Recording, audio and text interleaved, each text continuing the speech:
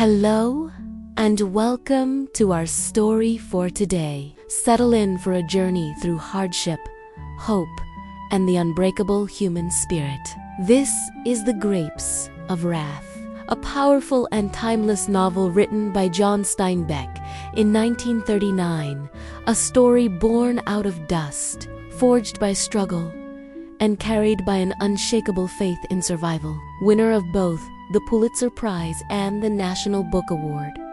This book captures one of America's darkest and most defining times, the Great Depression and the Dust Bowl era. It was a time when thousands of farming families were forced from their homes, driven by desperation to seek a better life in the golden land of California. Among them are the Joads, an ordinary family facing extraordinary hardship. Their tale is one of endurance, loss, and profound dignity. Let's walk beside them, across the dusty plains of Oklahoma to the sun yet deceptive valleys of California, and witness their unforgettable story. Our story begins in Oklahoma during the early 1930s, right in the heart of the Dust Bowl. For generations, families like the Joads had tilled this land, but now the earth itself has turned against them. The rains have ceased,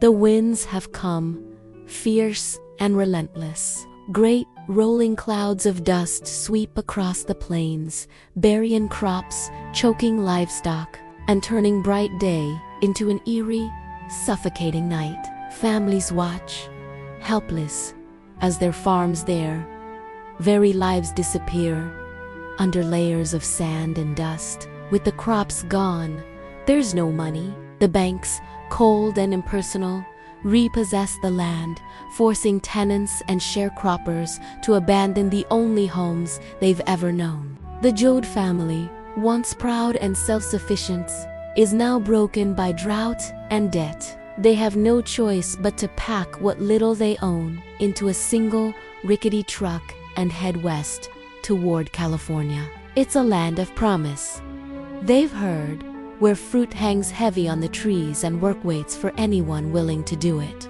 But before their long journey begins, a familiar face returns home. On a dusty road just outside the gates of a prison, a man named Tom Joad steps out of a truck. He has just been granted parole after serving 4 years for manslaughter. Tom is quiet, with sharp eyes that have seen too much, and he's been hardened by his time away. He makes his way back to his family's farm, only to find it deserted. The house half buried in dust, a ghost of what it once was. There, he meets an old preacher, Jim Casey, a man who has lost his faith in organized religion, but not in people. Casey has come to believe that holiness isn't found in sermons or churches, but in the simple connections between human beings, in kindness and unity. Together, Tom and Casey find the Joads at Tom's Uncle John's house, frantically packing their truck for the long road ahead. The family's joy at seeing Tom is overwhelming. There's Ma Joad, the strong, loving heart of the family, its unwavering moral center.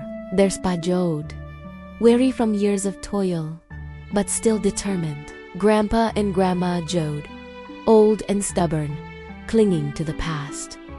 Uncle John, a man haunted by a quiet guilt. And the younger children, Noah, Al, the pregnant Rose of Sharon, and the little ones, Ruthie and Winfield. They've sold everything they could for a few dollars and bought a used truck, a fragile vessel that must carry them and all their hopes to the west.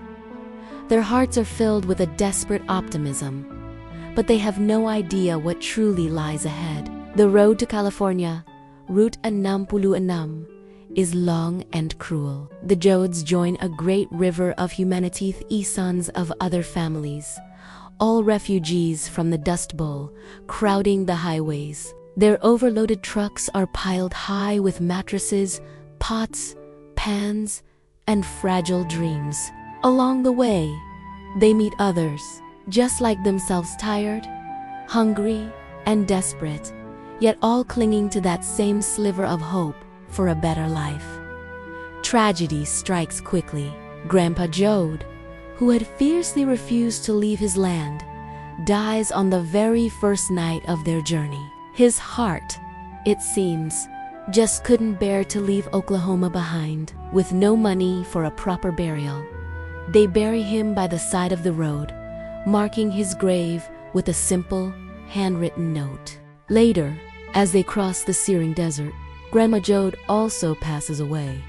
Her death kept quiet by Ma so the family can get across the state line without being stopped. The journey tests their endurance at every turn, but it is Ma Jode's unyielding strength that keeps them from shattering. She refuses to let the family fall apart. When the men fall silent with despair, it is Ma who rallies them, her love and courage a shield against the harsh realities of the road. When the Jodes finally roll into California, their dream of a promised land quickly dissolves into a nightmare.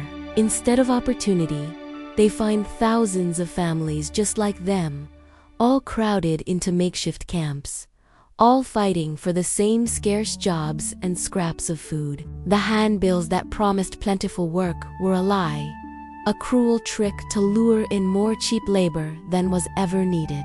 The locals look at them with contempt, spitting the word Okies at them like an insult. Law enforcement harasses them, pushing them from town to town. The large landowners exploit their desperation, driving wages down 2 pennies a day. The Jodes drift from one squalid camp to another, searching for work, for food, for a place to simply belong. In one of these camps, Tom and the preacher, Casey, witness the brutal truth of their situation, how the powerful landowners intentionally keep the workers divided, poor, and powerless. Inspired by a sense of justice, Casey begins to organize the laborers, preaching not of heaven and hell, but of fairness and unity. For this, he is labeled a troublemaker. He's arrested, and later, during a strike, he is murdered by a strike. In a blind rage, Tom tries to defend his friend, and in the struggle, he kills the man who struck Casey down. Now, a fugitive, Tom is forced into hiding, another dream shattered, another soul driven to the margins by despair. With Tom gone and Casey dead, the Jodes press on, their family fractured but not yet broken. Rose of Sharon, pregnant and emotionally fragile, grows weaker by the day. Her young husband, overwhelmed by fear and responsibility, abandons her and the family.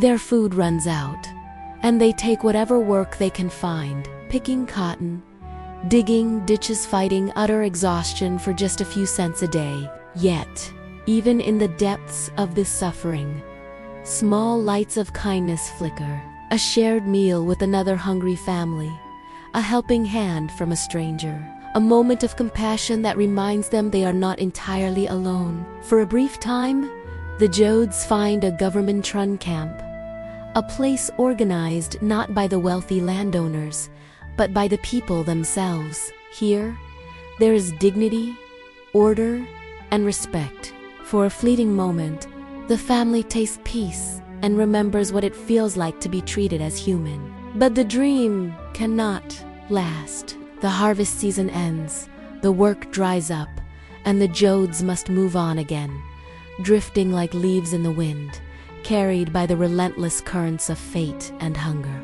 As winter approaches, the rains begin. Not gentle showers, but heavy, unending downpours that turn the world to mud. The Jodes take shelter in an old, abandoned boxcar, its walls leaking, the floor a cold, sodden mess. It is here that Rose of Sharon gives birth, but her baby is stillborn, another symbol of innocence lost to this unrelenting hardship.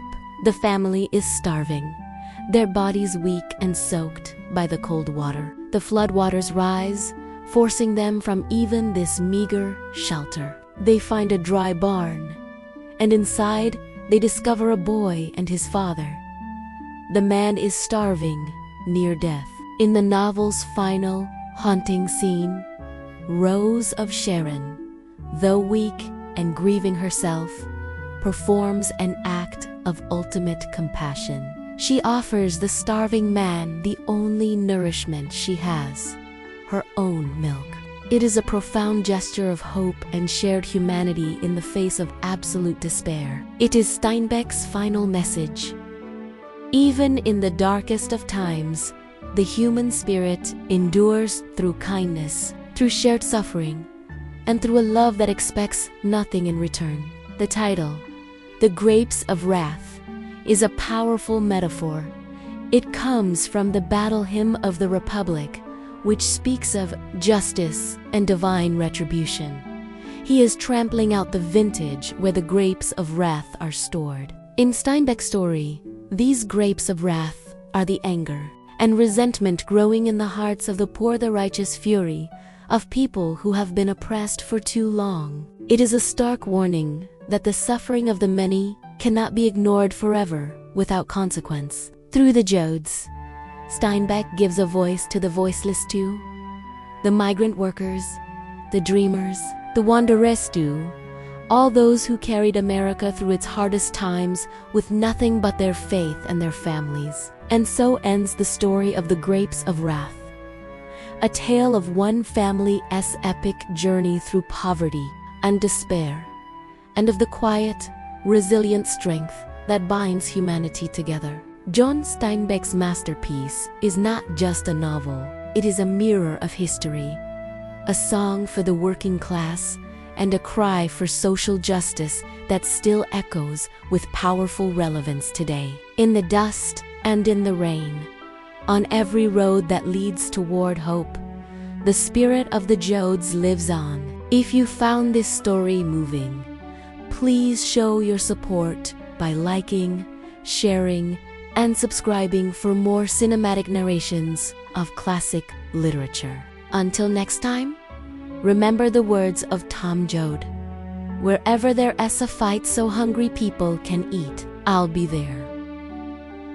Thank you for listening.